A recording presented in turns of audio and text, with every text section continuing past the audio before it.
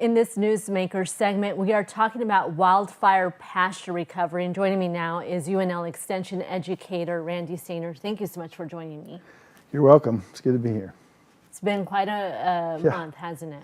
It has. It's been a challenge for producers, firefighters, and then, just trying to get the word out of things that they need to think about on the recovery, because part of it is you got to document everything you do, and especially if you're going to get some federal funding, and with the cost of everything, people really need that. Because just doing it on your own, I don't think a lot of people can just do it on their own without some funding from the government to help them, because it's just going to be such a huge cost to replace fence. A lot of wells were burnt. There's a lot of ends that move some trees in some cases just because they're in the wrong. Those skeleton trees can fall on the fence. If you put a brand new fence in and it falls on, it's no good. So those are some things that producers, but they really need to get into their USDA office and talk to them and get it scheduled with them.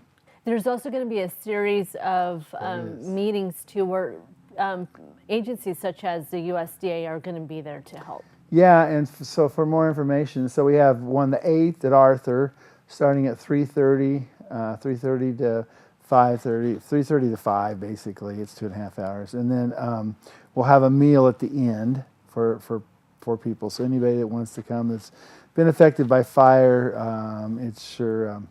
you're sure welcome to come. We'll do that on 8th at Arthur, 9th at Brady at the community center. Following the meal, we'll have some vendors there at Brady also, probably a few at Arthur.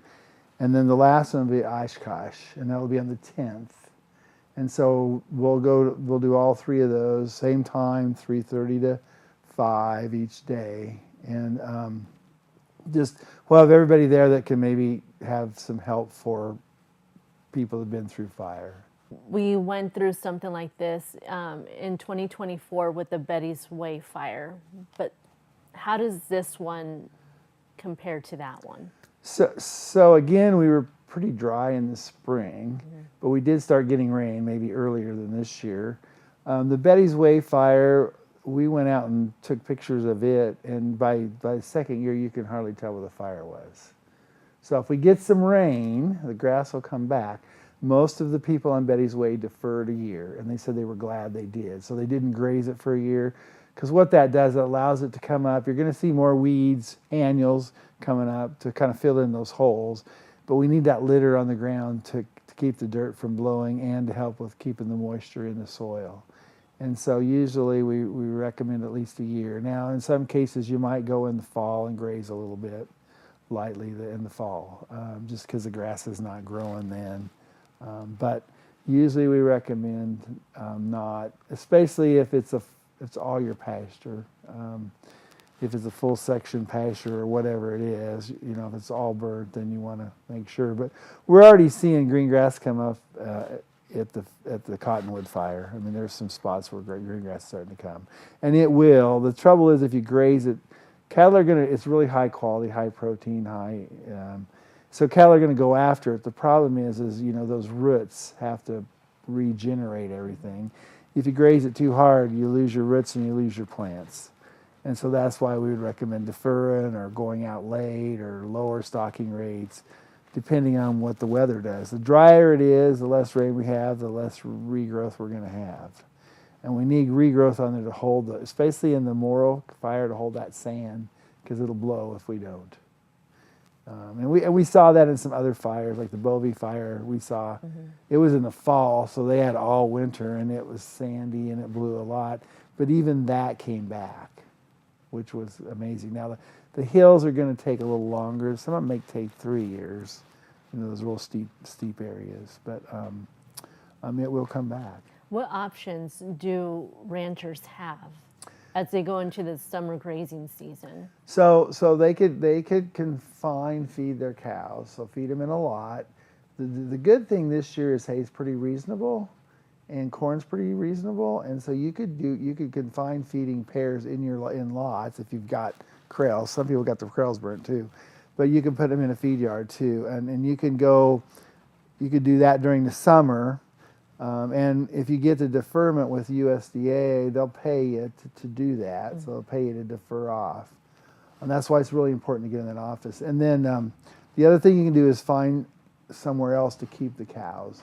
And some people are looking at using annuals. So, they'll use like oats in the spring, and then we'll we'll get them out, plant it to Sudan or something that's a warm season grass so that they can graze it all summer.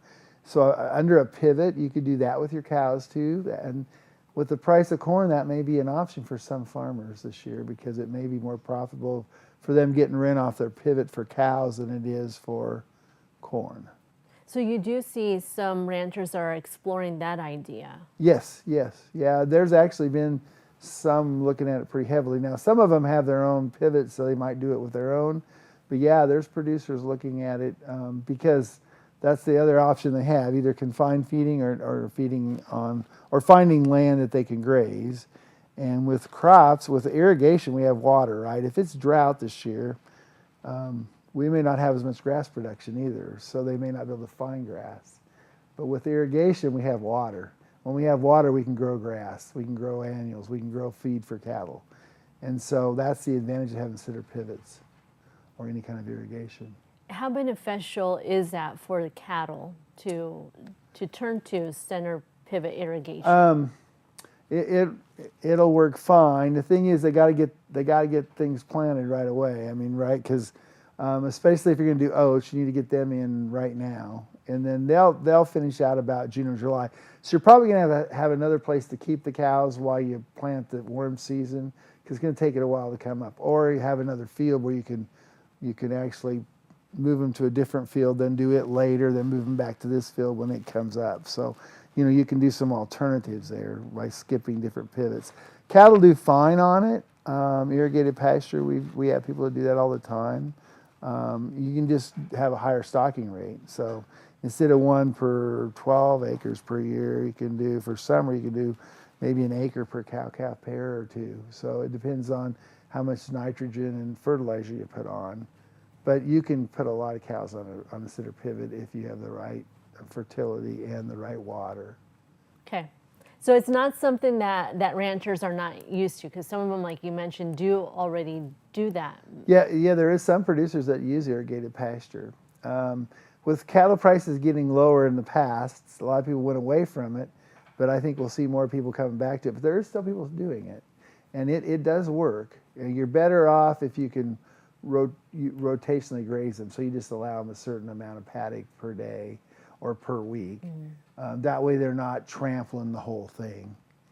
So you're going to get much more efficiency. And we've looked at that where people strip grazed, and they got more like 70% versus continuous of about 40%, just because of the trampling. So you utilize it more efficiently by putting in a fence and rotating the cattle into different paddocks.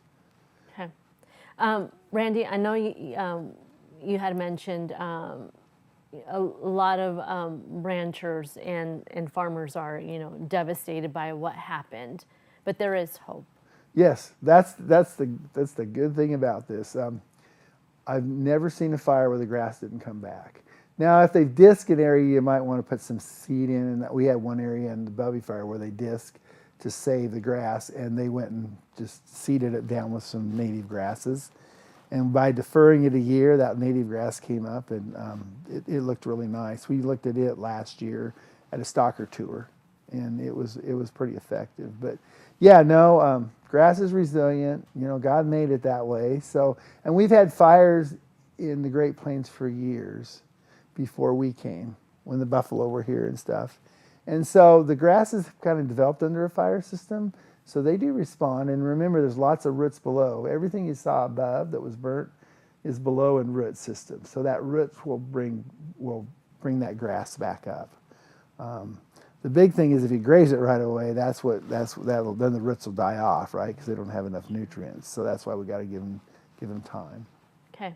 Wonderful. So I know that the research, UNL Extension and the Research Center are constantly holding seminars. There was one that was held, I believe, last week. It was a virtual one. Yes. And so I assume there's going to be more opportunities for that. Yes, as well. We're going to have a drought one here on April 21st. or we can also talk a little bit about fire. But that the drought mitigation center is coming out. We're going to talk about drought, just because it's so dry, one of the driest winters on record. So we're gonna tell other people to delay putting cows out, because if you can let that grass grow, it gets a deeper root system. It'll pull what's available moisture there, and so that's another thing we can do with drought is just wait. But that means feeding more hay and corn in the lot, right, before you turn them out to pasture. So, but yeah, so that would be a good one to go to. There is a couple online, one on confined cow feeding, and I send it out to my producers. If you have questions, I can send you the link. You can go on and watch it. It's all recorded. And then go to our beef.unl.edu website. A lot of the information's on there. Just contact us. And they did one last night on drought. And I have a copy of that one too, and it's all recorded also. So we have in-person and online both. Okay. But the beef.unl.edu website's a really good site to go on. Okay.